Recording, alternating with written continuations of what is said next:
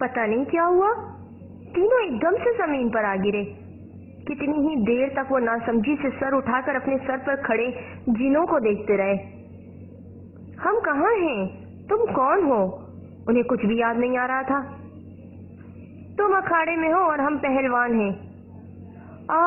उन्हें सब याद आ गया था। वो मेहमान थे तो वो उनसे नरमी से पेश आते रहे थे। उन्हें आवाजें देने, हिलाने जुलाने के बाद वो उनके सराहने आकर खड़े हो गए थे। चारपाइयों को पकड़कर खड़ा कर दिया था और उन्हें जमीन पर उलट दिया था, पक्की ईंटों के फर्श की जमीन पर। रात के किसी पहर हादी को भी किसी पहलवान ने आटे की बोरी की तरह कंधे पर लाद कर चारपाई पर पटक दिया था। अब वो तीनों चोट लगे बच्चों की तरह जमीन पर ढेर थे। ये क्या बदतमीजी है? इब्राहिम ने गुस्सा दिखाने की कमजोर सी कोशिश की। तमीज से मुंह हाथ धोकर अखाड़े में आ जाओ। अपने मेहमानों के साथ ये सलूक करते हो? आधी रात को चारपाइयां उलट देते हो। आधी रात नहीं, तहज्जुद का वक्त होने वाला है, उठकर अपने काम निपटाओ। हादी ने बेयकीनी से इब्राहिम की तरफ देखा। काम? कौन से काम? हमारे यहाँ कौन से काम है भला? दंड बैठक, डिनर, पेल, दौड़ और कसरत के काम, लेकिन इससे पहले अखाड़े की मिट्टी खोदने का काम। उन तीनों को एक एक बेलसा दे दिया गया और अखाड़े की चिकनी मिट्टी खोदने पर लगा दिया गया। पहलवानों की कुश्तियों की वजह से चिकनी मिट्टी जम जाया करती थी। रोज इस वक्त उसे खोदना पड़ता था। उन तीनों को अंदाजा नहीं था कि पहलवान का मेहमान बनकर उन्हें ऐसी ऐसी कीमतें यानी जिल्लतें चुकानी पड़ेंगी। 5 मिनट बाद हाँफ कर हादी ने बेलसा नीचे दे मारा। लेकिन हम ये क्यों करें? भाग कहते हैं, जो बस सवाल करता ही रह जाता है वो हलाक हो जाता है, जो सर झुकाकर मान लेता है वो पार हो जाता है। उनकी निगरानी करने वाले पहलवान ने हादी की गर्दन पर हाथ रखकर कहा और झुककर उसे बेलसा उठा कर दिया। उनकी निगरानी करने वाले पहलवान ने हादी की गर्दन पर हाथ रखकर कहा और झुककर उसे बेलसा उठा कर दिया। एक तो इन सबको बातें बड़ी बनानी आती हैं। हादी ने गहरा सांस लिया। देखने में जो काम जितना आसान नजर आता है, करने में वो उतना ही मुश्किल होता है। ये चिकनी मिट्टी उनकी जान पर चिकने पहाड़ की तरह वजनी साबित हो रही थी। न वो अपनी जगह से खिसक रही थी, न ही उसे खिसका पा रहे थे। तीनों बुरी तरह से हाँफ रहे थे। सामने सारे पहलवान तहज्जुद की नमाज पढ़ रहे थे। हकीकी पहलवान तहज्जुद से पहले उठता है और तहज्जुद की नमाज पढ़ता है। हकीकी पहलवान को उसी वक्त असल ताकत नसीब होती है जब वो हकीकी ताकतवर को पहचान लेता है, जब वो अपना सारा तन और पूरा मन खुदा के हुजूर झुका देता है। दुआ के बाद भा ने बुलंद आवाज से कहा, तहज्जुद का वक्त, रात का सबसे महबूब पहर। इस पहर से पहलवान कभी गाफिल नहीं रहता, रह जाए तो वो पहलवान नहीं रहता। तहज्जुद के बाद वो अखाड़े में उतर आए और दंड बैठकें, डिनर पेले होने लगी। वो कैसे बचे रह सकते थे? हादी को याद आया कि उसे मर्ज खुजली अतिया करने वाला छोटा दंड बैठकों से बिदक कर भाग गया था। कोई मजाक था दंड बैठकें लगाना? 20 दंड बैठकों के बाद वो भी बिदक गया। और नहीं लगानी मुझे, छोड़ दे बस, मुझे मेरा बाप बनने की जरूरत नहीं है। वो जिद्दी अकड़ कर खड़ा हो गया। बाप एक ही होता है, कोई और बनने की कोशिश करे तो उसका मुंह तोड़ देना चाहिए। उन सब की निगरानी करते भा ने दबंग कहा और इशारा किया। 2 पहलवान आगे बढ़े, दाएं बाएं शानों से पकड़ा, एक पुष्ट पर खड़ा हो गया।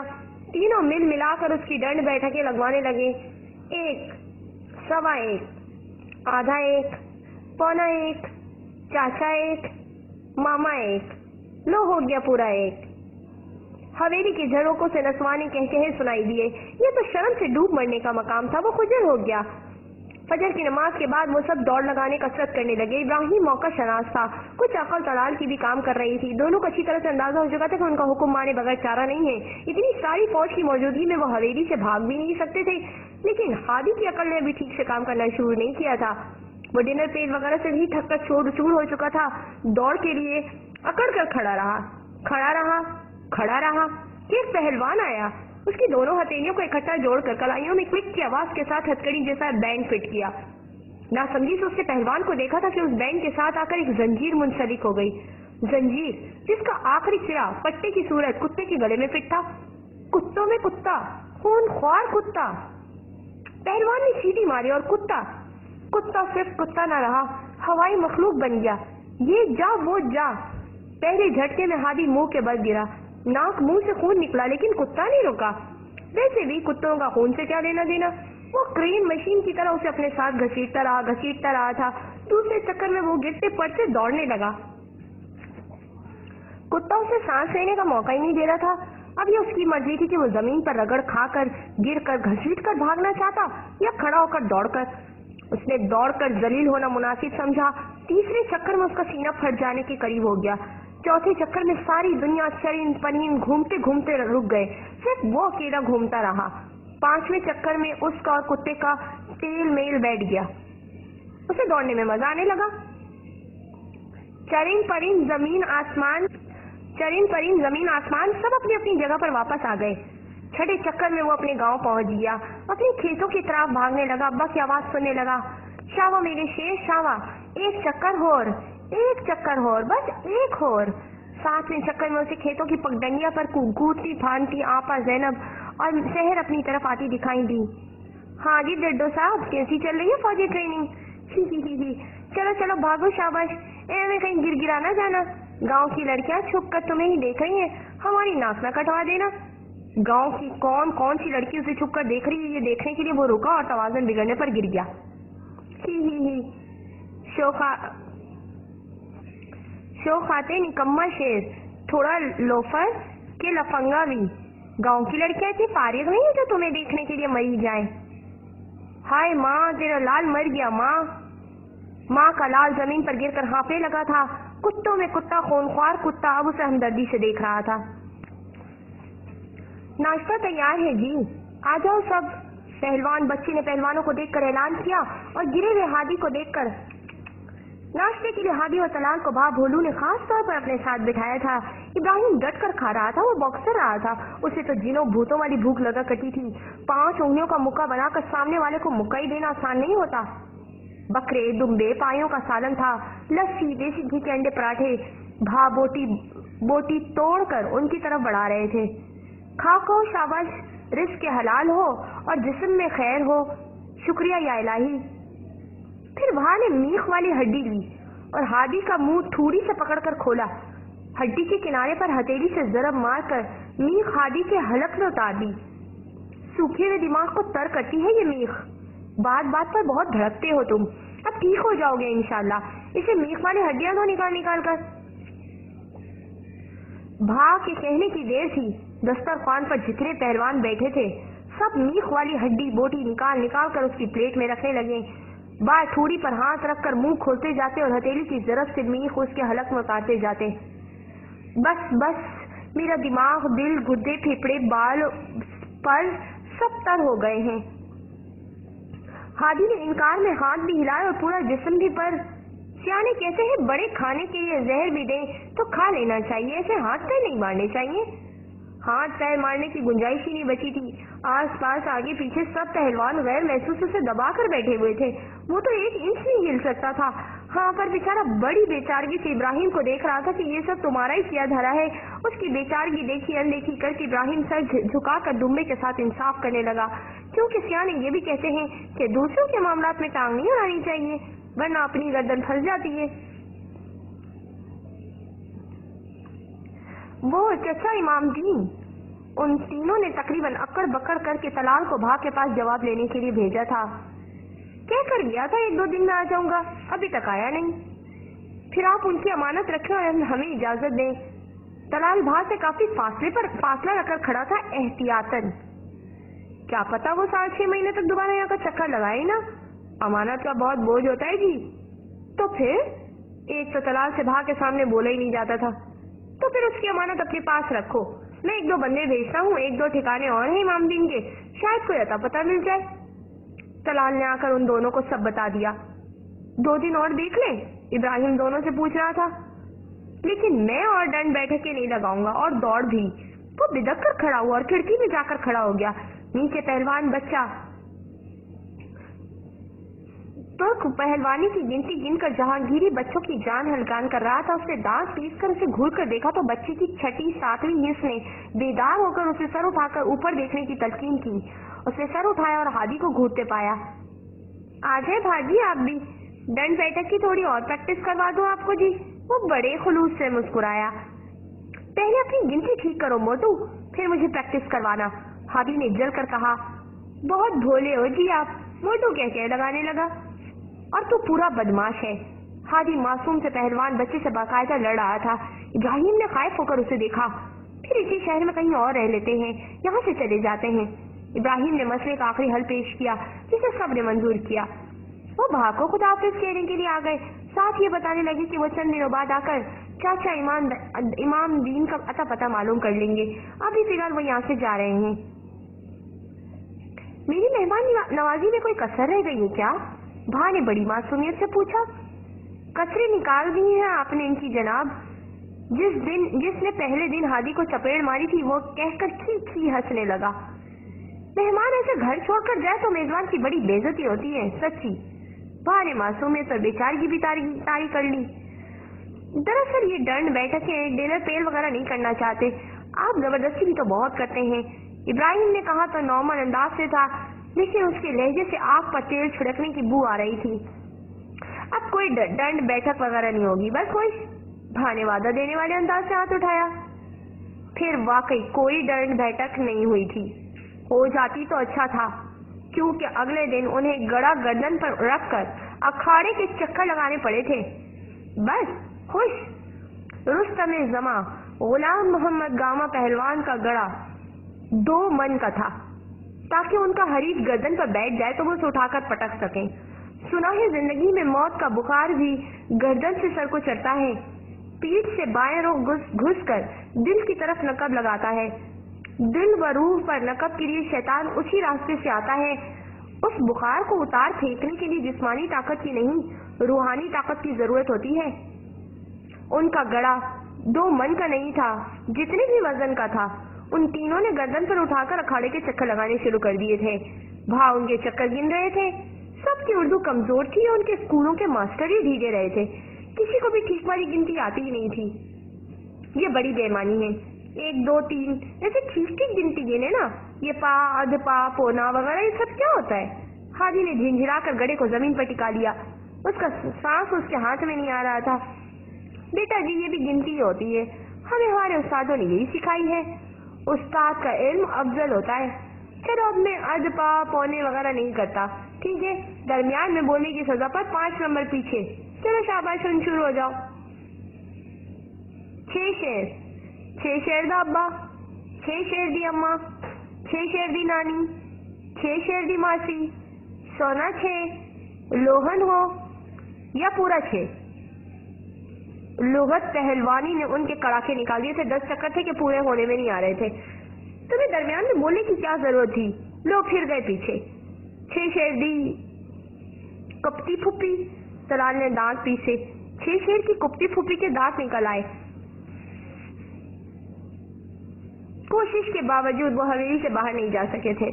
वो बाहर से डरते थे पहलवानों से, या वो खुद ही जाना नहीं चाहते थे। वो अभी तक समझ नहीं सके थे। जब कभी वो छुपकर बचकर भाग निकलने लगते, उनके इरादे कमजोर पड़ जाते। थोड़ी दूर जाकर ही वापस आ जाते। सोचते भाग का दिल बुरा होगा, उन्हें भाग को खुदाफिज कहकर निकलना चाहिए। उन्हें यकीन होने लगा था कि वो भाग के ट्रांस में चले गए। जब तक वो भाग के आसपास रहते थे ठीक रहते थे। जाने का सोचते थे तो उनके दिल बैठने लगते थे, डिप्रेशन होने लगता था। उन्हें भाग की जबरदस्तियां अच्छी लगने लगी थी। ये जबरदस्तियां उन्हें जहर लगने लगी थी। ये तो उन्हें भी नजर आ रहा था कि हवेली के अखाड़े में खास मुकाबलों के लिए कबड्डी और कुश्तियों की तैयारी की जा रही है, लेकिन उन्हें ये मालूम नहीं था कि इस जंगल में उन्हें भी शरीक कर लिया जाएगा, ऐसे या वैसे, वरना कैसे भी।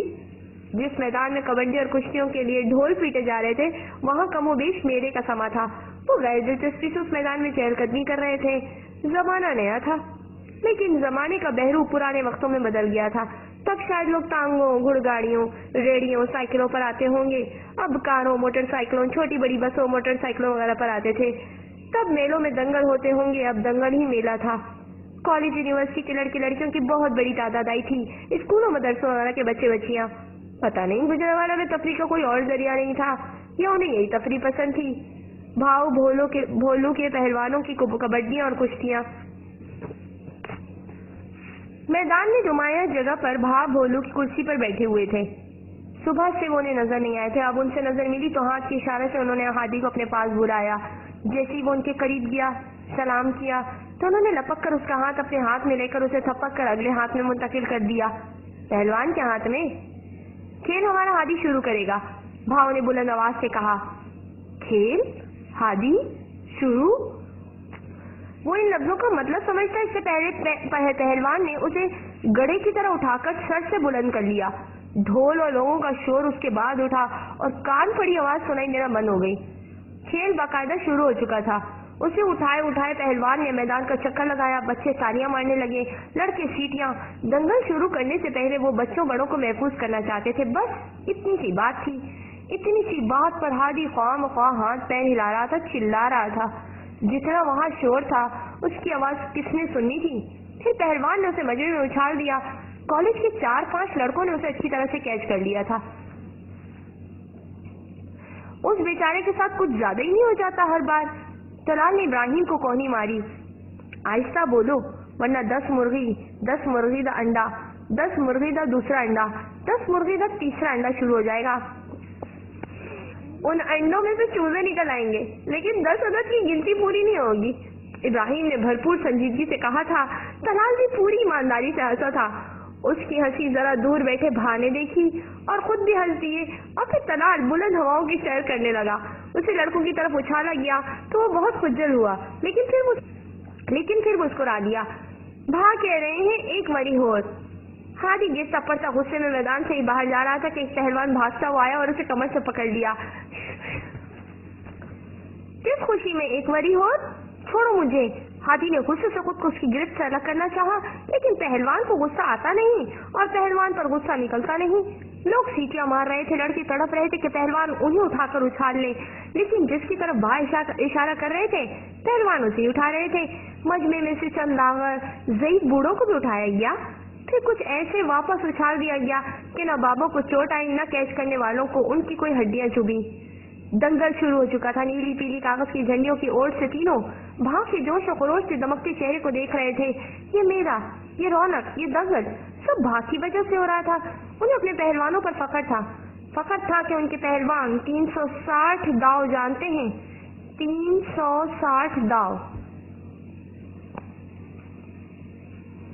جس دن میرا دنگل تھا اس دن وہ میرے کان کے قریب آیا اور بس اتنا کہا، بھولو یہ دنگل تجھے ہارنا ہوگا ورنہ باولا ہو جائے گا۔ ایسی دھمکیاں اور ایسی للکاریں میں نے بہت سنی تھی۔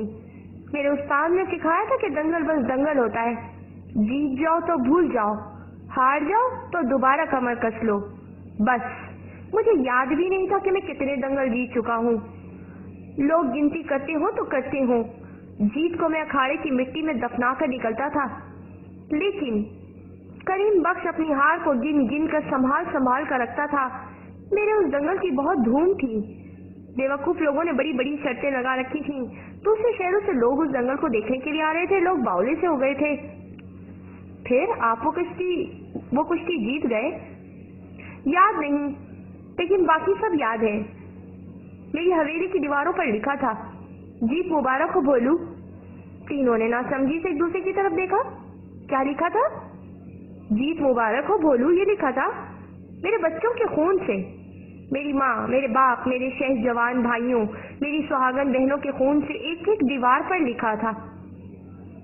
وار کارا بھی تھا اور جان لیوا بھی۔ ہادی کے دل کو زوردار جھٹکا لگا۔ سب گھر والے؟ ادھورا سوال، پورا احساس۔ پورا خاندان، میرے بھائی بھابیاں، بہنیں بہنوں، ان کی اولادیں، چاچے مامے، خاندان بھر کو اکٹھا کر کے میرا باپ مٹھائیاں کھلا رہا تھا، ماں شربت کے گلاس بھر بھر کر پلا رہی تھی، بہنوں کی نظریں چوکھٹ پر لگی تھیں۔ میرے تینوں بیٹے کلف لگے سفید کرتوں میں بھاگے دوڑے پھرتے تھے۔ ماں نے چاہ میں ہاتھوں پر مہندی لگائی تھی، اترتی پھرتی تھی، کہتی پھرتی تھی، میرا پتر سارے شہر نہ مانے، اللہ جوانی امانے۔ رات اندوہناک تھی، سیاہ کٹاری۔ اس دن کی روشنی بڑی قیامت خیز تھی۔ سارا محلہ، پورا شہر حویلی میں امڑ آیا تھا۔ بھولو بھاگ بھاگ کر ایک ایک کا منہ چومتا پھر رہا تھا۔ تالاب کنارے، چوباروں، دہلیزوں پر، اکھاڑے کی مٹی میں، کمروں اور مسہریوں پر لوگ اسے پکڑ پکڑ کر روک رہے تھے اور وہ سب کو پیچھے دھکیلتا جاتا تھا۔ پھر اس نے اپنی سفید پگڑی اتاری اور ایک ایک دیوار سے ایک ایک پیارے کا خون صاف کرنے لگا۔ لوگوں نے کہا بھولو باولا ہو گیا ہے۔ ماں کی میت کے سرانے غم سے گرا بھولو دوبارہ نہیں اٹھ سکا تھا، اس کا نچلا دھڑ مفلوج ہو چکا تھا۔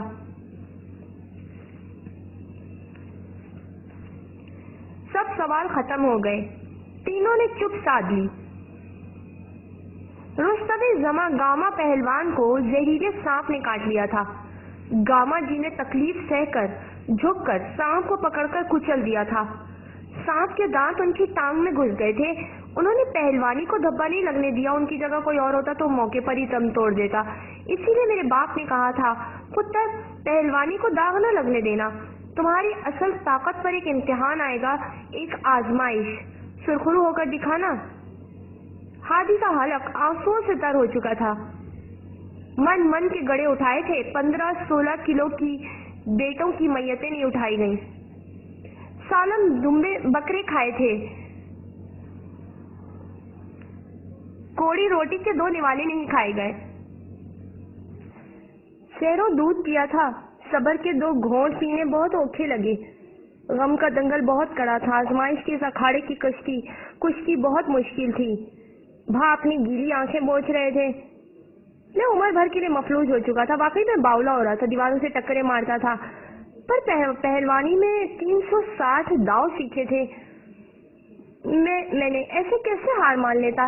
एक दिन एक दाव खेला। अगले दिन माँ का गम मुझे हराने आया। मैंने भी अगला दाव चल दिया। तीसरे दिन बेटे यहाँ वहाँ भागते दौड़ते दिखाई दिए। मैंने फिर दाव चल दिया। बहनों के लाड, भाइयों का मान। मैं दाव पर दाव चलता रहा, बस चलता रहा। मैं रुका नहीं। मैंने हार नहीं मानी। इस तरह मैंने हर रोज एक दाव खेलना शुरू कर दिया। 360 दिन मैंने रुस्तमे जमा बनकर कुश्तियां की। गम से 2 बदू दंगल लड़ा। शोग रोग का अखाड़ा था और हर तरफ मुझे चित कर देने वाले गमों के पहलवान ही पहलवान थे। 361वें दिन मुझे जीत नसीब हुई थी। बस मुझे अपनी यही जीत याद है। अल्लाह ने मेरा दिल हल्का कर दिया था। रूह से बोझ और रोग दोनों रुखसत कर दिए थे। मुझे सबर के अताह समुंदरों का मालिक बना दिया था। उस दिन मुझे माँ याद आई। भोलू, जरा हंस के तो दिखा। फिर मैंने हमेशा हंस कर ही दिखाया और हवेली का फाटक खोलकर बैठ गया। अखाड़े की मुर्दा मिट्टी को जिंदा करने लगा। जवान आने लगे, पहलवान बनने लगे, बड़े बड़े मैदान फतह होने लगे। हवेली मेडलों और ट्रॉफियों से भरने लगी। पता नहीं कौन कौन से लोग और NGO फंड देने लगे। मुझे कोई हिसाब किताब नहीं, बस जो चाहिए होता है वो मिल जाता है। इस हवेली से बाहर निकलो तो कहीं कोई नशाई, गीला, निकम्मा, आवारा, चोर चक्का नहीं मिलेगा। लोग गर्दन से पकड़ पकड़ कर हवेली छोड़ जाते हैं कि बाहर से बंदे का पुत्र बना दो। मैंने खुदा की रजा पर अपना शौक तोड़ दिया। अल्लाह ने अपनी मखलूक मुझसे जोड़ दी। भां भां करती हवेली हरी भरी हो गई। अब मैं किसी का चचा हूँ, किसी का मामा, कोई दादा कहता है, कोई नानी की तरह लाड करता है और करवाती है। बस बहुत ही इतना, और इंसान को क्या चाहिए। और वो जिन्होंने मारा था। सलाल ने भां का हाथ अपने हाथ में लेकर अकीदत से पूछा, अल्लाह की आंखें बंद नहीं होती पुत्र, वो सब देखता है। उसके इंसाफ पर यकीन को कामिल करके उल्टे पैरों वापस जिंदगी की तरफ लौट आया था। अब वो जाने और अल्लाह। मेरे दुश्मन जरा सी हार को अपनी गर्दन पर नहीं सहार सके थे। मैंने अपने खानदान की मैयतें अपने कंधों पर उठाकर दिल पर सबर का तावीज सजा लिया था। आपका दूसरा दाव क्या था? उसे शिद्दत से तलब हुई कि वो सब जवाब एक ही सवाल में जान ले, सबर का। और मेरा आखिरी दाव अल्लाह की रजा में राजी हो जाने का था। उस आखिरी दाव को मेरा पहला दाव होना चाहिए था। जिंदगी जीतने के लिए 360 दाव आने चाहिए, वरना सिर्फ एक। इंसान को जीना आना चाहिए, मर तो सपने जाना ही है। गम को हराने के लिए सिर्फ 3 दाव बहुत हैं, ईमान, सबर, रजा। और अल्लाह की मोहब्बत जीत लेने के लिए सिर्फ एक। जो मेरे रब ने चाहा मैं उस पर राजी हुआ। चाचा इमाम दीन नहीं मिले थे। उन्हें उनके अगले ठिकाने का पता मिल गया था। जिस वक्त वो अपनी कार में बैठकर गुजरावाला की हुदूद से बाहर निकल रहे थे, उस वक्त उन्हें वैसी ही चुप लगी हुई थी जैसे खेबड़ा कान से निकलते हुए लगी थी। अभी तो नहीं, लेकिन शायद कभी वो समझ जाए कि भा के पास वो जिंदगी के ज्यादा करीब थे या मौत से बहुत दूर। उनसे दिल का ताल्लुक था या रूह का। अब वो मुल्तान की तरफ रवा दवा थे, सूफियों और दरवेशों के शहर, महल्ला कुम्मा गुरां के हुनरमंदों और बहाउद्दीन जिक्रिया के शहर। यार यही घर है ना? सबसे आगे तलाली था और वो अपने पीछे खड़े इब्राहिम से पूछ रहा था। घर के लकड़ी के कबाड़ खुले हुए थे। अंदर बाहर हर तरफ से घर पूरी तरह से सफेद था। हल्के नीले रंग के बैल बूटों, फूलों, कलियों के नक्शो निगार से सजा हुआ। पहली नजर में घर पर छोटी सी मस्जिद का गुमान हुआ था, दूसरी नजर में किसी मदरसे वगैरह का। उस आदमी ने उसी घर की तरफ इशारा किया था। उसके आसपास और कोई घर भी नहीं है। थोड़ा शक इब्राहिम को भी था। अस्सलामु अलैकुम जी। बड़े सारे दुपट्टे में छोटी सी बच्ची दरवाजे तक आई, मुस्कुराकर कहा, वालेकुम अस्सलाम, हमें अम्मा नूरी से मिलना है। चाचा इमामदीन यही है? तलाल ने बच्ची के गाल को मुस्कुराकर छुआ। चाचा जी कल रात आए थे, अम्मा जी बाजार गई हैं, आप अंदर आ जाएं। बच्ची ने बड़े मुअद्दब अंदाज में उनके लिए रास्ता छोड़कर अंदर आने का इशारा किया। जब वो अंदर आ गए तो वो उनसे 2 कदम आगे होकर चलने लगी। जरा दूर दरख्तों की छांव में सीटें बिछी थीं, जिन पर बैठे बच्चे बच्चियां सफेद प्यालों पर फूल बूटे बना रहे थे। बच्ची उन्हें कमरे में लाई। तलाल और हादी तख्त पर टेक लगाकर बैठ गए। इब्राहिम ने मोड़ा घसीट लिया। उनकी पुष्ट की तरफ खिड़कियां खोली थी। दरख्तों की कुछ शाखें खुली खिड़कियों से अंदर आ रही थीं। फूलों की खुशबू और सब्जी की ताजगी। 2 और बच्चे अंदर आ गए और उनके सामने खड़े होकर शीशों से सजे हथ पंख से उन्हें हवा देने लगे। बिजली नहीं है, बच्ची ने पंखा चलने की वजह बताई। तीनों जेरे लब हंस दिए। इब्राहिम ने हाथ बढ़ाकर बच्चे के हाथ से पंखा लेना चाहा तो उसने देने से इनकार कर दिया। अभी नहीं, आपका पसीना खुश्क हो जाए फिर। जिन प्यालों पर बच्चे नक्शनिगारी कर रहे थे, उन जैसे प्यालों में उनके लिए ठंडा मीठा पानी आ गया। कुछ देर बाद बच्चों ने उनके लिए चटाई बिछाकर दस्तरखान लगा दिया। पतली दाल से प्याले भरे हुए थे और वो भाग भाग कर उनके लिए गरम गरम तंदूरी रोटियां ला रहे थे। बस कर दो यार, पेट फट जाएगा हमारा। हादी ने हाथ के इशारों से बच्चों को रोका। वो ऐसी ही गरम गरम रोटियां लाते रहते तो वो शाम तक खाते ही रहते। बाजी कह रही है नमाज का वक्त हो गया है, आपको मस्जिद तक ले जाएं। खाने के बाद टोपियां पहने 20-22 बच्चों का ग्रुप उनके सर पर आकर खड़ा हो गया। वो एक दूसरे को देखकर रह गए। नमाजों से तो वो बहुत दूर निकल आए थे, लेकिन इतने सारे बच्चों के सामने शर्मिंदा भी नहीं होना चाहते थे। उठे और उनके साथ मस्जिद तक चले गए। मस्जिद से वापसी पर कमरे की सिमत जाते जाते तलाल इन हिमाक से नक्श बनाती बच्ची को देख कर रुक गया। कदम बढ़ाकर वो उसकी सिमत आया और फिर उसके पास नीचे ही बैठ गया। बहुत खूबसूरत, तुम्हारे नन्हे हाथों में कमाल का फन है। आपको अच्छा लगा? ये मैं आपके लिए ही बना रही हूँ, उसने सर उठाकर मुस्कुरा कर कहा। वो हंस दिया। मेरे लिए? लेकिन तुम तो मुझे जानती भी नहीं हो। जब आप मस्जिद जा रहे थे तो बाजी ने आपकी तरफ इशारा करके कहा था कि मुझे आपके लिए प्याला बनाना है। वो हैरान हुआ। अच्छा, उन्होंने ऐसा क्यों कहा? उन्होंने कहा आपके सर में बहुत दर्द रहता है। उसके सर में वाकई हर वक्त दर्द रहता था। और क्या कहा उन्होंने? कहा कि मुझे यार हमर राहिमीन का विर्द करते हुए इस पर नक्श बनाने हैं असर की नमाज के बाद। उसके पास सवाल करने के लिए और कुछ नहीं बचा था। उसने सर उठाकर आसमान की तरफ देखा। ठंडी हवा चलने लगी थी। नीले आसमान के नीचे परिंदे घोमन घेरियां बनाने में मसरूफ हो चुके थे। खैरियत से पहुंच गए थे यहाँ? कोई मुश्किल तो नहीं हुई? वो चौंक कर पीछे मुड़ा। शायद वो अम्मा नूरी थी, ज़ईफ व नातवा लेकिन खुश उम्मीद और हशाश बच्चा उसी की तरफ देख रही थी। जी, आपको हमारे आने की खबर थी? उसने बढ़कर उनके हाथ से सब्जी का थैला ले लिया और जरा दूर रखे तख्त पर रख दिया। वो हंस दी। हम पुराने जमाने के लोग आज भी कौओं को बहुत अहमियत देते हैं। ये मैंने बना लिया है, देखें कैसा बना है। बच्ची ने अपना प्याला अम्मा नूरी के सामने किया। माशाल्लाह, तुमने तो कमाल कर दिया है। जाओ इसे सालिहा के पास ले जाओ। बच्ची के सर पर हाथ फेर कर वो उसे साथ लेकर दरख्त के नीचे मोड़ों पर आकर बैठ गई। हम चाचा इमामदीन से मिलने आए हैं। कहाँ है वो? सुबह निकले हैं यहाँ से, कह रहे थे रात तक आ जाऊंगा। हम गुजरांवाला से उन्हें ढूंढते यहाँ आए हैं। चलो अब यहाँ मिल लेना। ये सब बर्तन आप बनाती हैं? तलाल ने लकड़ी के तख्त पर तरतीब से रखे प्यालों की तरफ इशारा करके पूछा। मैं कुछ नहीं करती, मेरी बेटी है सालिहा, वही ये सब करती है। बच्चे भी उसी के पास आते हैं। ये जो बर्तन सामने रखे हैं ये तैयार हो चुके हैं। अब जिन जिन के हैं वो आते जाएंगे और लेते जाएंगे। और ये घर के सुकून के तीनों पहली साथ में ही मदा हो चुके थे। ये भी उसी के हाथों का कमाल है। जब कुछ और नहीं कर सकी तो ये करने लगी। उनकी आवाज में हल्की सी उदासी सिमट आई। मैंने आज से पहले कभी इतना खूबसूरत घर नहीं देखा, उसने ईमानदारी से कहा। मगरिब की नमाज का वक्त होने वाला है अम्मा, मेहमानों को भी मुतवज्जा करें। दरख्तों के पीछे कहीं से आवाज आई।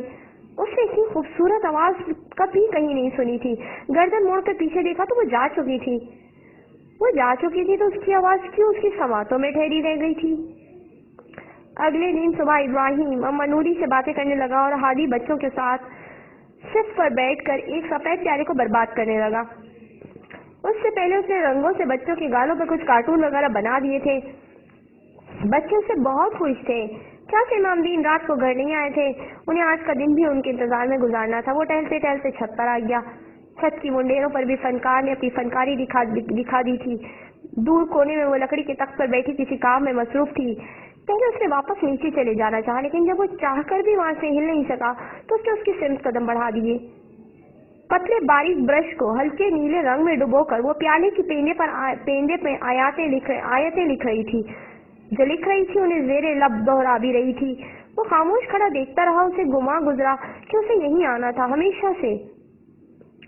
صالحہ نے اس کی موجودگی کو محسوس کر لیا تھا. اس نے سر کو ذرا سا اس کے رخ پر موڑا. ایک جھلک دیکھ لینے پر وہ غیر ارادی طور پر 2 قدم پیچھے ہٹا تو وہ مسکرا کر اٹھ کھڑی ہوئی. پیالہ اٹھایا اور اس کے سامنے کیا. یہ لیں، آپ کا آپ خورا بن گیا ہے. وہ خاموش کھڑا رہا، ہاتھ بھی نہیں بڑھایا.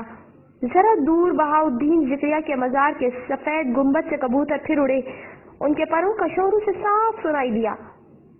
پینے کی ہر چیز اس میں ڈال کر پیئے، اللہ شفا دیں گے. پیالہ اسے تھما کر وہ پلٹ کر تخت پر بکھری چیزیں سمیٹنے لگی. پھر جب وہ نیچے جانے لگی تو جاتے جاتے رک کر اسے دیکھنے لگی. ویسے آپ بھی ڈر گئے تھے کیا؟ اس نے شرمندگی سے نام میں سر ہلایا. I am sorry.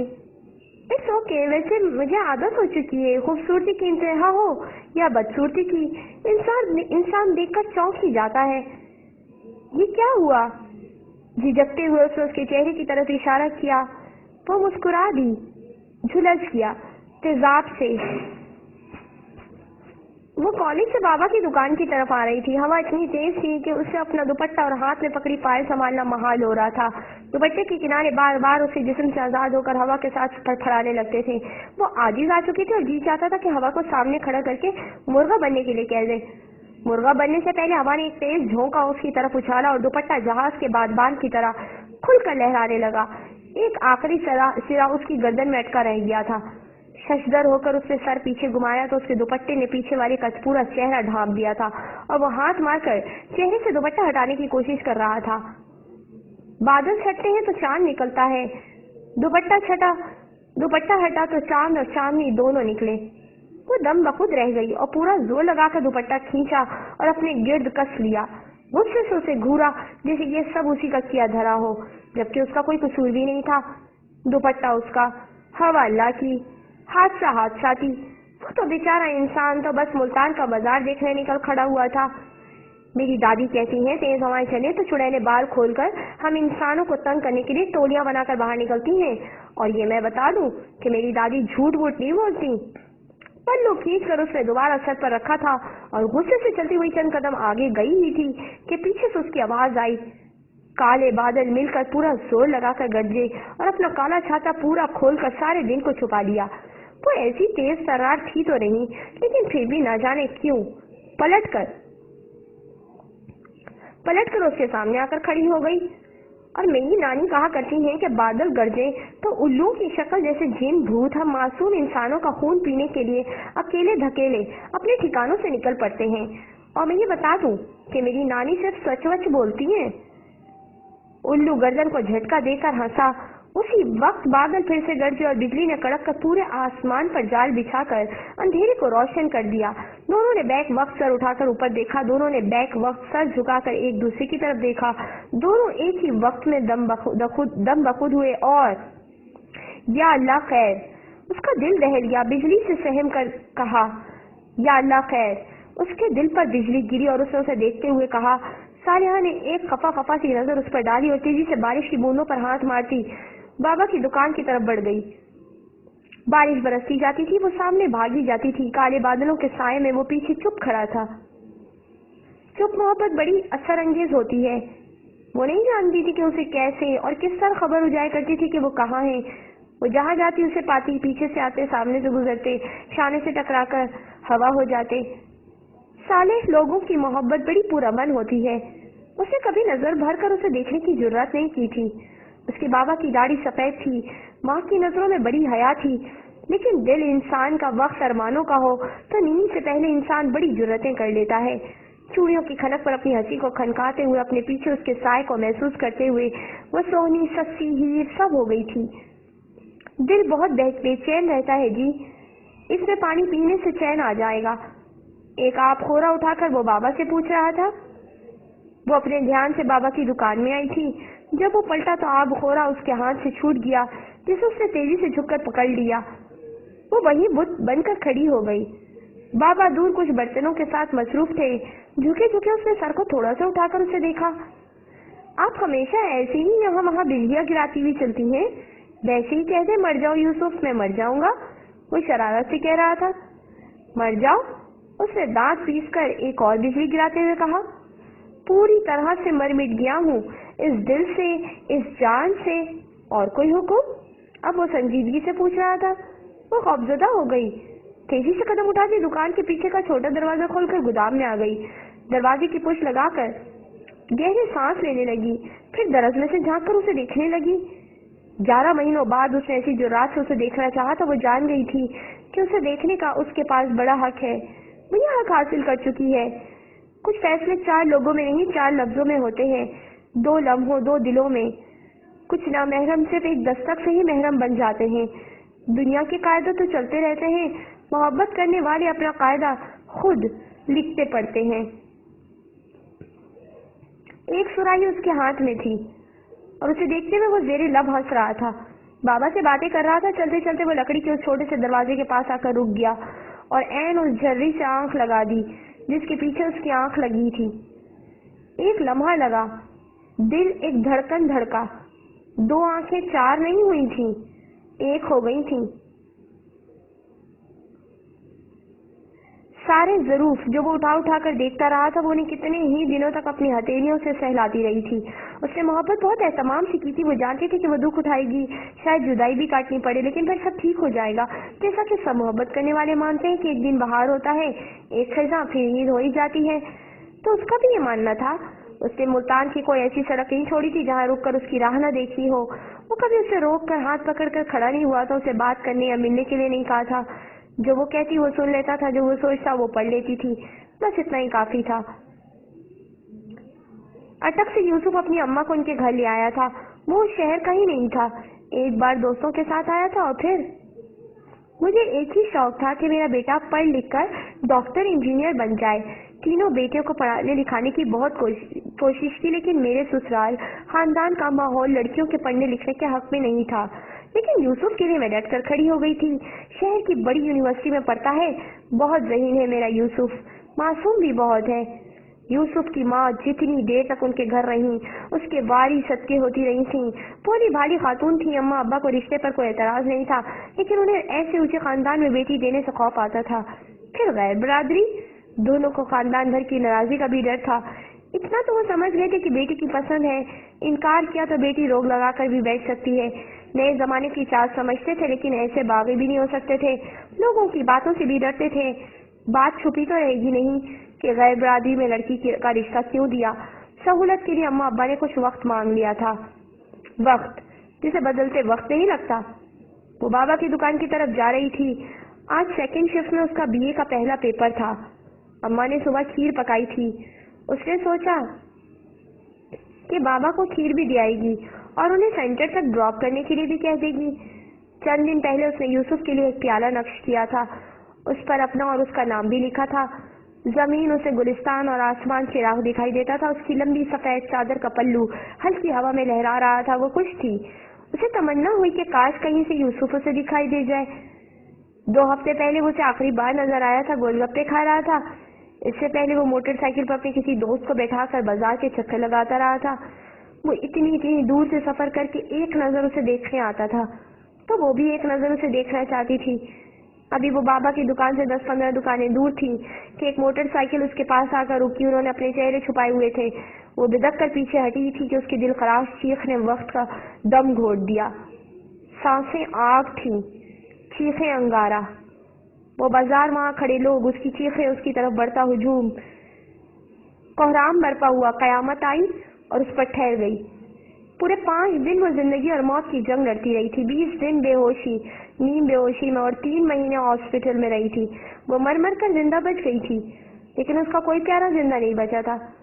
हादसे से अगले दिन सुबह के अखबार में ये खबर आ गई थी कि रिश्ते से इनकार पर लड़के ने लड़की पर तेजाब फेंक दिया है। लड़की जिंदगी और मौत की जंग लड़ रही है। दूसरे दिन बाबा का बयान आ गया कि वो यूसुफ को कत्ल कर देंगे, जिसने उनकी बेटी की जिंदगी बर्बाद कर दी है। बाजार के कुछ दुकानदारों के बयान आए कि उन्होंने यूसुफ नामी लड़के को दुकान के चक्कर लगाते देखा था। मोहम्मद रफीक को ये सब पसंद नहीं था। रिश्ता भेजा तो मोहम्मद रफीक ने साफ साफ इनकार कर दिया। यूसुफ धमकियां देने पर आ गया था। बात बहुत बढ़ गई थी। 5वें दिन यूसुफ के कत्ल की खबर अखबार में तस्वीर के साथ आ गई थी। उसे उसके हॉस्टल में कत्ल कर दिया गया था। उसी दिन शाम को पुलिस मोहम्मद रफीक को पकड़ कर ले गई थी। अब हर रोज एक नई अफवाह होती, हर रोज एक नई खबर छपती। मुकदमा चलने लगा। 6 महीने गुजर गए। 7वें महीने के पहले हफ्ते वो जेल में ही दम तोड़ गए। पुलिस ने रिपोर्ट में मौत की वजह हार्ट अटैक लिखी थी। जेल में जो चंद लोग बाबा को जानते थे, उन्होंने मौत की वजह किसी जहरीली चीज को बताया था। उनके मुंह से झाग निकल रही थी। जेल से बाहर खानदान वालों, महल्ले वालों का मानना था कि बेटी के करतूतों ने जान ले ली। इतनी बदनामी पर भी मौत को गले से न लगाता तो क्या करता। बाजार में कोई दुकानदार ऐसा नहीं था जो मोहम्मद रफीक जैसे शरीफ, नमाजी, परहेजगार इंसान की ऐसी शर्मनाक मौत पर हाथ उठाकर कानों को तौबा तौबा करते हुए हाथ नहीं लगाता था। खानदान का कोई फर्द ऐसा नहीं था जो उस बदकिरदार लड़की पर थू थू नहीं करता था। मुल्तान में कोई घर ऐसा नहीं बचा था जो उस जैसी बेटियों के पैदा होते ही मर जाने की दुआएं नहीं कर रहा था। घर घर उसका नाम था, घर घर वो बदनाम थी। वो चोरी छुपे इश्क माशूकी करती रही थी। माँ बाप ने रिश्ते से इनकार कर दिया तो भड़क कर लड़के ने तेजाब फेंक दिया। गैरतमंद बाप ने लड़के को कत्ल करके खुद को भी खत्म कर लिया। ये कहानी बाकी रह गई थी। बाकी सब खत्म हो चुका था। दुनिया को कड़वे सच से नहीं, चटखारेदार झूठ से मतलब होता है बस। यूसुफ 3 बहनों का इकलौता भाई, माँ बाप की बुढ़ापे की औलाद था। उसकी बहनों के बच्चे उससे उम्र में 2-3 साल बड़े थे। सालों से उसके ताया चाचा तो ये हिसाब किताब लगाकर बैठे हुए थे कि अब जायदाद तीनों बेटों के हिस्से में ही आएगी। इसीलिए उन्होंने बेटियों के बेटियों के रिश्ते लिए थे। लेकिन यूसुफ ने हिसाब किताब में गड़बड़ कर दी थी। लंबे वक्त की चाल को ऐन वक्त पर उलट दिया था। सारा शरीका उस मिली भगत में शरीक था। ताया चाचा और तीनों बहनोई। बहनों को खबर भी नहीं हुई और सबने मिलकर वक्त पर चाल चल दी। सांप भी मर गया और लाठी भी सलामत रही।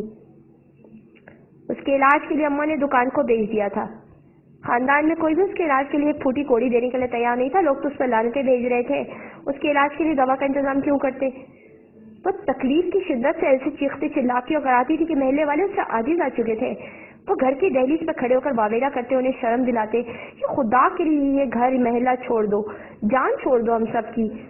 वो अपनी जान छोड़ भी देती, लेकिन उसका किसी शे पर कोई अख्तियार ही नहीं था। दुकान तो सेल हो गई थी लेकिन घर नहीं हो रहा था। अम्मा बेचारी खानदान वालों, महल्ले वालों के सामने हाथ जोड़ जोड़ कर रोती थी। और कुछ नहीं तो तरसी खा लो मेरी सालिहा पर। कैसे तकलीफ से मछली की तरह तड़पती है वो। तो अपने करतूतों की सजा भुगत रही है। तौबा करे तौबा। तौबा करके इस जगह से हिजरत कर लेनी चाहिए जिस जगह लोगों के दिल पत्थर और अमल स्याह हो चुके हों। चाचा इमाम दीन ने आकर अम्मा से बस इतना ही कहा था और उनका थोड़ा बहुत सामान समेट कर उन्हें उस घर में ले आए थे। घर उजाड़ और टूटा फूटा सा था, लेकिन उसके आगे पीछे आहते बहुत बड़े बड़े थे कि उसकी चीखें और कराहें घर से बाहर नहीं जाती थीं। जिंदगी की नफ्स पर बस एक ही एहसास गालिब था, दर्द दर्द दर्द। इस दर्द के साथ उसे बहुत से गम मिल गए थे। एक मोहब्बत के साथ उसे 100 लुगतें मिली थीं। बाप की मौत के साथ तसल्ली दिलासों के बजाय बदकिरदारी की तोहमतें मिली थीं। वो लोगों के लिए 2 कौड़ी की हो चुकी थी। उसके बाप की कमाई सारी उम्र की इज्जत खाक हो चुकी थी। खूबसूरत आंखों वाली की एक आंख की बिनाई हमेशा के लिए खत्म हो चुकी थी, दूसरी की धुंधला चुकी थी। तेज रंग उस आंख को तकलीफ देते थे। वो तकरीबन कलर ब्लाइंड हो चुकी थी। 2 ही रंग उसे सुकून देते थे, सफेद और नीला। आसमानी रंग, आफाकी रंग। सुबह पिछले सहन में सालिहा मुर्गियों को दाना डाल रही थी और वो तीनों उसे खिड़की से देख रहे थे। उन्होंने जिंदगी में इतना पुरसुकून चेहरा पहले कभी नहीं देखा था। उन्होंने उस घर जितना खूबसूरत घर पहले कभी नहीं देखा था। زندگی کا کچھ حصہ اگر جہنم ہے تو اس کی پوری زندگی جہنم تھی، پھر بھی وہ زندہ تھی۔ نہ گلے میں پھندا ڈالا، نہ بلندی سے کود جانا چاہا۔ لوگ اسے کالے منہ والی کہنے لگے تھے۔ اس کے پاس مرنے کے ہزار بہانے تھے، پھر وہ زندہ کیوں رہی؟ اس واقعے کے بعد کتنی تکلیف رہی تھی۔ طلال کو سمجھ نہیں آ رہی تھی کہ کن الفاظ میں سوال کرے۔ وہ ہنس دی۔ کبھی ابلتے ہوئے تیل میں انگلی ڈبوئی ہے؟ طلال کا سانس سینے میں اٹک گیا۔ علاج کے بعد باوجود تکلیف رہی۔ علاج؟ وہ پھر سے ہنس دی۔ جب آگ بھڑکتی ہے تو اسے ٹھنڈا ہونے میں بہت وقت لگتا ہے۔ آگ بجھ بھی جائے تو کوئلے سلگتے رہتے ہیں۔ تم بہت باہمت لڑکی ہو، میں تمہارے لیے کچھ کر سکتا ہوں؟ ایک بار مسکرا دے، اتنا کر سکتے ہیں؟ اس نے سر اٹھا کر اسے دیکھا۔ وہ مسکرا نہیں سکا لیکن آبدیدہ ہو چکا تھا۔ میں بہادر نہیں تھی طلال صاحب، میرے رونے چیخنے چلانے سے اماں کو بہت تکلیف ہوتی تھی۔ ابا بھی میری وجہ سے چلے گئے۔ اب اماں کو اپنی وجہ سے کچھ ہونے نہیں دینا چاہتی تھی تو میں ہر روز ایک تکلیف دبانے کا فیصلہ کر لیا۔ گھر کی دیواروں پر نقش بنانے شروع کر دیے تھے لیکن زیادہ فرق نہیں پڑ رہا تھا۔ چند دن کوشش کرتی رہی، پھر دل میں خیال وارد ہوا کہ اس کی یاد میں ڈوب کر خود کو بھول جاؤ جو بھٹکے ہوں کو بھی نہیں بھولتا۔ تو مجھے خود کو بھلا کر مٹا کر اس کی یاد میں منہمک ہونا تھا۔ اب میں ہر روز ایک آیت یاد کرتی، اسے دہراتی رہتی کہ میں بھول جاتی کہ میں کون ہوں، کہاں ہوں۔ میں نے پیالوں کے پیندوں پر ان آیتوں کو لکھنا شروع کر دیا تھا۔ 1 2 3 مہینے گزر گئے، یاد کرتی جاتی، لکھتی جاتی۔ دن بدل گئے، وقت بدل گیا، وہ تو سما ہی اور ہو گیا۔ پھر تکلیف بھول گئی، اپنے آپ بھول گئی۔ درد جسم میں موجود ہو تو ہو، لیکن اس کی موجودگی کا احساس مٹ گیا تھا۔ اور لوگ معاف کر دیا انہوں نے؟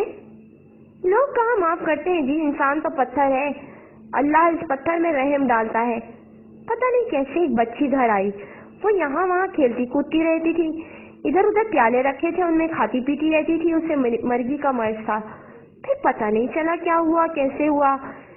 ادھر ادھر سے لوگوں نے آنا جانا شروع کر دیا، کوئی بچہ لے آتا، کوئی بچی۔ ایک دن ایک دکاندار آیا، 20-22 پیالے اٹھا کر لے گیا۔ آہستہ آہستہ دوسرے دکاندار بھی آنے لگے، ان کی مانگ بڑھ گئی۔ کوئی انہیں آسمانی پیالے کہتا ہے، کوئی رحمانی۔ انسان کے بس میں کہاں ہے کہ وہ اللہ کے نظام اور اختیار کو سمجھ سکے۔ جس چہرے کی طرف دیکھ کر لوگ تھوکتے تھے، اس کے پاس آ کر اپنی تکلیفیں بتانے لگے۔ میرا نام صالحہ سے صالحہ نور ہو گیا اور اماں کا میرے نام کی نسبت سے اماں نوری۔ مجھے تو پہلے بھی نہیں پتا چلا تھا کہ میں لوگوں کو بری کیوں لگنے لگی ہوں۔ مجھے اب بھی نہیں پتا چلا کہ لوگ مجھے پسند کیوں کرتے ہیں۔ تو ان پیالوں میں شفا ہے؟ کبھی دوا میں شفا ہوئی ہے طلال صاحب؟ بے جان چیزوں میں شفا کیسے ہو سکتی ہے؟ یہ تو اختیار والے کے کمال کا کمال ہے۔ بس اس نے چاہا کہ نیلی روشنائی شفا ہو جائے اور وہ ہو گئی۔ انسان پر یہ احسان کیا جاتا ہے کہ اس کے ہاتھوں کمال کروا دیا جاتا ہے۔ ہم متکبر ہیں اور بے وقوف بھی، اللہ کے احسانوں کو اپنا کمال کہتے ہیں۔ اسی لیے اللہ کا ارشاد ہے، اور انسان بہت احسان ناشناس ہے۔ طلال دنگ اس کے پرسکون چہرے کو دیکھ رہا تھا۔ تمہاری سمجھ بوجھ مجھے شرمندہ کر رہی ہے۔ میری عظمت کی گن نہ گائیں۔ شروع میں بہت روتی تھی، پاگل ہو گئی تھی، اپنے حسن کے گہن پر بہت ماتم کیا تھا میں نے، بہت روئی تھی میں۔ پھر ایک خیال الہام ہوا کہ جس کا ایمان سلامت ہے اس کا سب سلامت ہے۔ حسن کو باہر کہاں ڈھونڈ رہی ہو؟ ذرا اندر جھانکو۔ میں نے اندر جھانکا تو مجھے میرا حسن مل گیا، میرا ایمان، میرا رب، میرا آپ کا، ہم سب کا یہی تو حسن ہے۔ ہم کہاں کھال بال میں الجھے ہیں۔ ایک NGO مجھے سرجری کے لیے باہر بھجوا رہی تھی، پر میں نے اپنی جگہ دوسری لڑکی کو بھیج دیا۔ دیکھیے نا، میں دیکھ سکتی ہوں، سن اور بول سکتی ہوں، اور انسان کو کیا چاہیے؟ کھال کو چمکا کر کیا کروں گی؟ ظاہر حسن کی حیثیت ہی کیا ہوتی ہے بھلا؟ تم نے اپنے دشمنوں کو معاف کر دیا؟ وہ میرے دشمن نہیں ہیں، خود اپنے دشمن ہیں۔ جب انسان کسی کے ساتھ برا کرتا ہے تو وہ دراصل اپنے ساتھ برا کرتا ہے. بھلا جو انسان اپنے لیے آگ اکٹھی کر رہا ہو تو کسی کے ساتھ کیا برا کرے گا؟ اور محبت؟ اسے شدت سے اس سوال کے جواب کی ضرورت تھی. جب یہ جان لیا کہ حقیقی محبت کیا ہے تو پھر مجازی محبت کا شوق ختم کر دیا. یہ سب ایسے ہی ہونا تھا ہو گیا. باہر سے آنکھیں بند کی تو اللہ کے اندر چراغاں کر دیا. سب سوال مٹا دیے تو جواب خود بخود نکھر کر سامنے آ گئے. جواب؟ ہاں، جواب کے تکلیف کے راستے روشنی ملتی ہے اور روشنی کے راستے نور. فرنٹ سیٹ پر بیٹھے طلال نے کھلی کھڑکی میں رکھے بازو پر اپنا سر رکھا اور باہر کے نظارے دیکھنے لگا. وہ یونیورسٹی کے پہلے دن پہلی کلاس پہلی نظر میں اریبہ کی محبت میں گرفتار ہو گیا تھا. وہ بے حد حسین تھی اور اپارٹمنٹ میں غیر معمولی طور پر مقبول بھی. وہ گھر تک اس کا پیچھا کرتا تھا. اسے ایک نظر دیکھنے کے لیے وہ سنڈے کو بھی اپنے گلبرگ کے بنگلے سے رامی پارک کر کے اس گندے سندے علاقے میں جایا کرتا تھا. اس کے فرینڈز کہتے تھے کہ وہ ایک معمولی سی لڑکی کے لیے خود کو خوار کر رہا ہے. میرے لیے اس کے سوا یہ ساری دنیا معمولی ہے، بیکار اور بے وجہ. تو ہنس کر کہتا، مجھ سے دور رہنا. لفٹ لینے اور لائن مارنے کا یہ گھسا پیٹا انداز مجھ پر اپلائی نہ کرنا. نہ میں لائن میں آؤں گی، نہ کسی سچی جھوٹی محبت کے چکر میں، سمجھے؟ وہ ناسمجھی سے اسے دیکھ رہا تھا کہ اتنی سختی سے اس سے بات کر رہی تھی. ڈپارٹمنٹ میں مشہور تھا کہ وہ کسی سے محبت کرتی ہے اسی لیے کسی دوسرے لڑکے کو گھاس نہیں ڈالتی. اس کا کوئی بچپن کا منگیتر ہے جس کے لیے وہ ساری دنیا کے لڑکوں کو جوتی کی نوک پر رکھتی ہے. اس نے اپنی جوتی بدل لی تھی یا خیال، لیکن تیسرے سیمسٹر میں وہ خود ہی اس کی طرف کھینچی چلی آئی تھی. شاید اسے اس کی محبت پر یقین ہونے لگا تھا. وہ اسے لفٹ لینے لگی تھی، لنچ، ڈنر اور شاپنگ. پھر وہ اس کے گھر والوں سے ملا اور اپنے گھر والوں کو اس کے گھر بھیج دیا. ان کی منگنی ہو گئی، نکاح اور پھر شادی ہو گئی. 1.5 سال تک وہ سچی محبت کے حصار کا قیدی بنا رہا. اس سچی محبت کے لیے اس نے ہر قیمت ادا کی تھی. ماما کو اریبہ پسند نہیں تھی اور اریبہ کو ماما. اس نے اسے الگ گھر لے کر دیا. اس کے کہنے پر پاپا سے اپنا بزنس الگ کر لیا. سارے بینک اکاؤنٹ اریبہ کے ساتھ جوائن کر لیے تھے. وہ اس پر اپنا دل ہارا تھا، بدلے میں ہر قیمتی چیز سے اسے جیت لینا چاہتا تھا. اگر انسان دانائی لے کر دنیا میں چلے پھرے اور سچی محبت کو ڈھونڈنے کی کوشش کرے تو اس پوری دنیا میں شاید ہی 4-5 لوگ سچی محبت کے امین ملے. آدھی دنیا دھوکے میں، زیادہ جھوٹ میں اور باقی ماندہ غلط فہمی کی محبت میں مبتلا ملے گی. ماں کی محبت کے علاوہ انسان شاید ہی کبھی سچی محبت کا مزہ چکھ سکے. اس رات کے دن وہ میٹنگ کے لیے دبئی گیا تھا، لیکن جیسے ہی اس نے لینڈ کیا اسے مطلع کیا گیا کہ میٹنگ کے لیے آنے والے ڈیلیگیشن کے ہیڈ کا ایکسیڈنٹ ہو گیا ہے، وہ ICU میں ہے. میٹنگ کینسل ہو چکی تھی. اس نے اریبہ کے لیے شاپنگ کی اور رات کی فلائٹ سے واپس آ گیا. بی گھر نہیں ہے. وہ ٹیکسی سے آیا تھا. انٹرنس ڈور لاک تھا. اس نے گردن موڑ کر گارڈ کی طرف دیکھا. گارڈ نے نظریں چرا لی. گھر ہی ہے جی وہ. تو یہ لاک کیوں ہے؟ کوئی ملازم نہیں اندر؟ سب ملازموں کو چھٹی دے دی تھی جی، بس وہ 1 رکیہ. وہ حیرت سے گارڈ کے چہرے کے بدلتے رنگوں کو دیکھ رہا تھا. پورچ میں ایک کار کھڑی تھی. یہ کار اریبہ نے اپنے بھائی کو گفٹ کی تھی. وہ انٹرنس ڈور پر ہاتھ سے دستک دینے لگا تو جرات کر کے گارڈ نے اس کا ہاتھ پکڑ لیا. اس نے حیرت سے گارڈ کی طرف دیکھا. جس وقت وہ بیڈ روم کی پچھلی کھڑکی سے اندر گیا اسے اس وقت بھی معلوم نہیں تھا کہ وہ کیا کر رہا ہے، کیوں کر رہا ہے. وہ پاگل یا بے وقوف نہیں تھا. اسے اریبہ پر ایمان کی حد تک یقین تھا. ساری دنیا اکٹھی ہو کر آ جاتی تو بھی وہ ساری دنیا خاک ہو چکی تھی. دل کی دنیا دھول مٹی. وہ جانتا تھا کہ پیسہ اس دنیا کی سب سے بڑی حقیقت ہے. وہ یہ بھی جانتا تھا کہ کہیں نہ کہیں اریبہ اس کے اسٹیٹس سے متاثر تھی. اس نے تو اریبہ سے محبت کی شادی کی تھی، لیکن اریبہ نے اور بھی بہت کچھ دیکھ کر شادی کی تھی. وہ اتنا سب کچھ جانتا تھا، لیکن یہ اس نے بعد میں جانا تھا کہ اس کی اتنی بے تحاشا محبت پر بھی اس کی بیوی تحفے میں اسے دھوکہ دے رہی تھی. جب وہ اس کے گلے میں باہیں ڈالتی ہے یا اپنی محبت کا اظہار کرتی ہے تو وہ اچھی اداکاری کرتی ہے. اس نے سچی محبت نہیں پائی تھی، اس نے اچھی اداکارہ پائی تھی. بس محبت تو وہ اس سے کرتی تھی جس کے لیے وہ اپنے شوہر کے بینک اکاؤنٹ خالی کرتی جا رہی تھی، جسے وہ کار اور فلیٹ گفٹ کر چکی تھی، جس کے ساتھ وہ شاپنگ پر جاتی تھی، جس کے ساتھ ایک بار وہ سنگاپور بھی جا چکی تھی۔ تمہیں دولت چاہیے تھی تو مانگ لیتی۔ وہ صوفے پر سر جھکا کر بیٹھا اپنے جسم کی کپکپاہٹ کو قابو میں کرنے کی کوشش کر رہا تھا۔ تم دے دیتے؟ وہ بے شرمی سے گردن تان کر پوچھ رہی تھی۔ ہاں دے دیتا، تم پیسہ مانگ لیتی، لیکن مانگے بغیر مجھے یہ دھوکہ نہ دیتی۔ تو اب دے دو، اپنا سب کچھ دے دو اور طلاق بھی۔ تو ابھی بھی اس کی محبت کا ثبوت مانگ رہی تھی۔ میری محبت میں ایسی کیا کمی ہے؟ میں اس کا اپنی سمت اٹھا ہاتھ بڑا کمزور اور ناتما ہو گیا۔ تم ہو کون؟ تم تو اس کے پیروں کی خاک بھی نہیں ہو۔ محبت ہی اتنا بے خوف بناتی ہے؟ وہ بے خوفی سے پوچھ رہی تھی۔ وہ دنگ اپنی بیوی کی شکل دیکھ رہا تھا، پھر اس نے ایک کہکہا لگایا اور دیر تک ہنستا رہا، اور پھر ایک دم پھوٹ پھوٹ کر رونے لگا۔ محبت؟ اس نے تو اس پر اپنا سب کچھ وار دیا تھا۔ محبت؟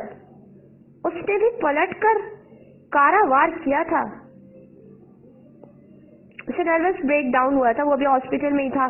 قریبا اپنی محبت کے ساتھ ملک سے ہی باہر چلی گئی تھی۔ بینک اکاؤنٹ اس نے خالی کر دیے تھے، گھر اور بزنس کے شیئر سیل کر دیے تھے، اس کے زخم بھر رہے تھے۔ وہ نارمل لائف کی طرف آ رہا تھا، صبح اٹھتا، جاگنگ کرتا، جم جاتا، پھر پاپا کے ساتھ آفس، رات کا ڈنر وہ سب مل کر کرتے، کافی کے ساتھ کچھ دیر بزنس کے معاملات ڈسکس ہوتے، پھر نیند کی گولیاں کھا کر وہ سو جاتا۔ آہستہ آہستہ نیند کی گولیوں کی تعداد بڑھنے لگی، پھر سرے سے نیند ہی غائب ہو گئی۔ وہ سائیکیٹرسٹ پہ سائیکیٹرسٹ بدلنے لگا، ڈپریشن بھی اپنے لیول بدلنے لگا، وہ پہلی سے دوسرے اسٹیج کی طرف جانے لگا۔ بظاہر وہ نارمل نظر آتا تھا، لیکن حقیقت میں پوری طرح سے اب نارمل تھا۔ تم ہو کون؟ جب بھی وہ خود کو مرر میں دیکھتا اسے یاد آتا، میں کون ہوں؟ وہ خود سے پوچھتا، گھنٹوں مرر کے سامنے کھڑا رہتا، دنیا کے بدصورت ترین انسان کو دیکھتا رہتا۔ تم تو اس کے پیروں کی خاک بھی نہیں ہو۔ اس نے گھر کے سارے آئینے توڑ دیے۔ وہ آتش فشاں کی طرف پھٹ پڑا، چیخنے چلانے لگا، دیواروں سے سر ٹکرانے لگا، خود کو زخمی کر لیا۔ گھر کے ملازموں کے لیے اسے سنبھالنا مشکل ہو گیا تھا۔ پھر ایک دن وہ پنکھے سے لٹکتا ہوا ملا۔ ملازم نے بر وقت آ کر اسے پیروں سے اٹھا کر اوپر کر لیا تھا، اور پھر وہ مینٹل ہاسپٹل آ گیا۔ دنیا کا سب سے زہریلا زخم بے وفائی کا زخم ہوتا ہے۔ دنیا کی سب سے گہری چوٹ محبت کی چوٹ ہوتی ہے۔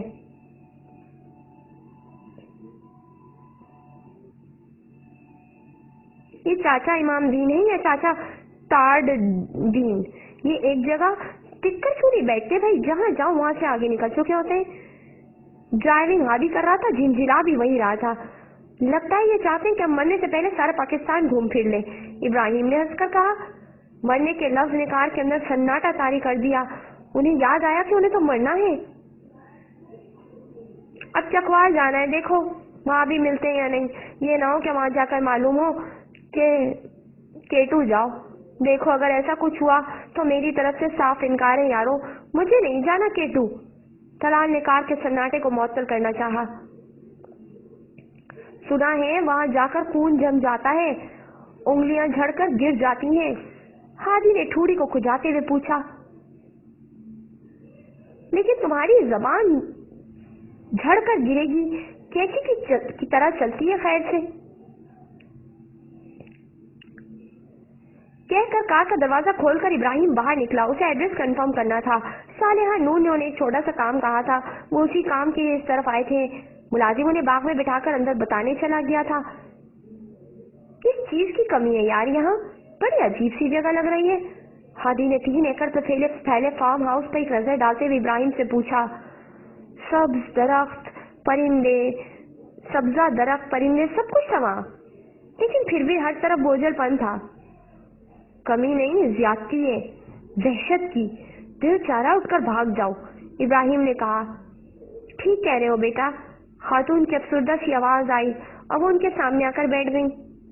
وحشت ہی وحشت ہے یہاں ہر طرف۔ ابراہیم گڑبڑا گیا، کارٹن کھول کر ان کے سامنے کیا۔ یہ ہم آپ کے لیے لائے ہیں، اس پیالے میں بیمار کو کھانے پینے کی چیزیں دینی ہے اور اس والے میں پینے کا پانی۔ اب انہوں نے ذرا سا چونک کر تینوں کو دیکھا۔ ہاتھ بڑھا کر پیالے نکال کر ہاتھوں میں لے لیے۔ تم ملتان سے آئے ہو؟ صالحہ نے بھیجا ہے تمہیں؟ جی۔ کتنی ہی دیر تک وہ آنسو بہاتی رہی۔ فارم ہاؤس کی وحشت بڑھنے لگی۔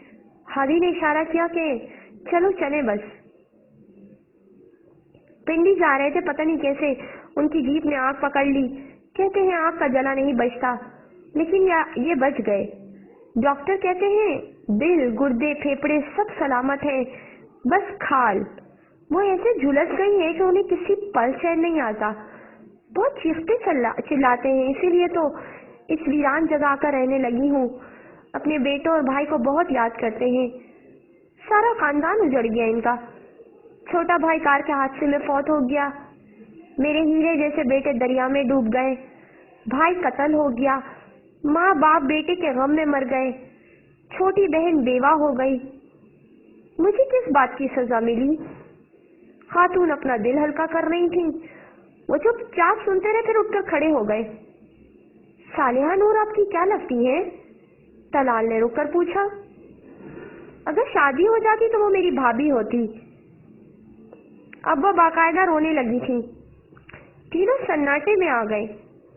صالحہ نور نے اس شخص کے لیے پیالے بھیجے تھے۔